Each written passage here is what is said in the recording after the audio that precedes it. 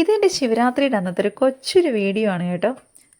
ശിവരാത്രിയുടെ ആ ഒരു സമയത്തുണ്ടല്ലോ, എനിക്ക് മറ്റക്കുഴിയിൽ പോയി തൊടാനായിട്ട് വല്ലാത്തൊരു ആഗ്രഹമായിരുന്നേ. അപ്പോൾ എന്തായാലും അലാറം വെക്കാണ്ട് തന്നെ രാവിലെ എഴുന്നേൽക്കുകയും ചെയ്തു. അപ്പോൾ പിന്നെ കുളിച്ചു വിളക്കൊക്കെ കത്തിച്ചു. ഒരു 6 മണിയായി വരുന്നതേ ഉള്ളൂ കേട്ടോ. ഞാൻ പിന്നെ ഒന്നും ആലോചിച്ചില്ല. ഞാൻ എന്തായാലും മനസ്സിൽ തോന്നിയൊരു ആഗ്രഹമില്ല. ഇനിയും വൈകിക്കഴിഞ്ഞാൽ ചിലപ്പോൾ അതങ്ങ് എന്താ പറയുക, ഒരു മടുപ്പ് നമ്മുടെ മനസ്സ് തന്നെ ഉണ്ടാക്കും. അപ്പം ഞാൻ നേരെ അങ്ങ് പോയി കേട്ടോ. അമ്പലത്തിൽ ചെന്നപ്പോൾ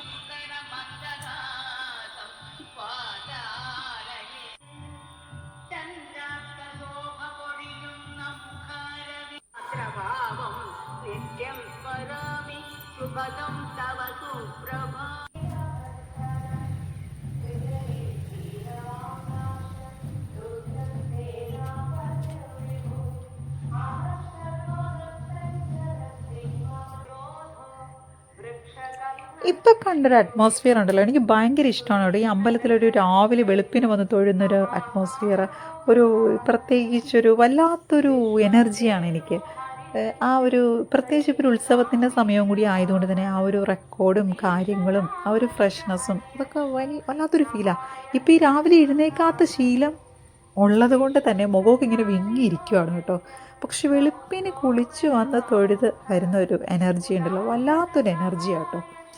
ഭയങ്കര ഹാപ്പിയായി എനിക്ക് എന്തായാലും ശിവരാത്രിയുടെ അന്ന്. അങ്ങനെ തിരിച്ചു വരുന്ന വഴിക്ക് നമ്മുടെ മുരിയമംഗലം എന്ന് പറയുന്നൊരു സ്ഥലമാണേ.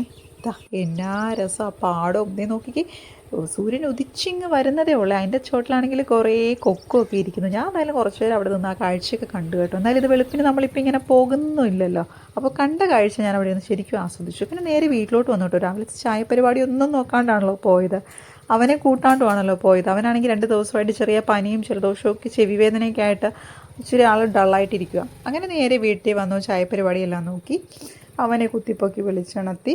പിന്നെ അത് കഴിഞ്ഞ് നമ്മൾ ഉച്ചയായപ്പോൾ അമ്പലത്തിൽ പോയിട്ടാട്ടോ ഫുഡൊക്കെ കഴിച്ചത്. അവനും അവധിയായിരുന്നല്ലോ, അപ്പോൾ പിന്നെ അങ്ങനെ അത് നല്ല അടിപൊളിയായിരുന്നു കേട്ടോ അമ്പലത്തിലെ സദ്യ.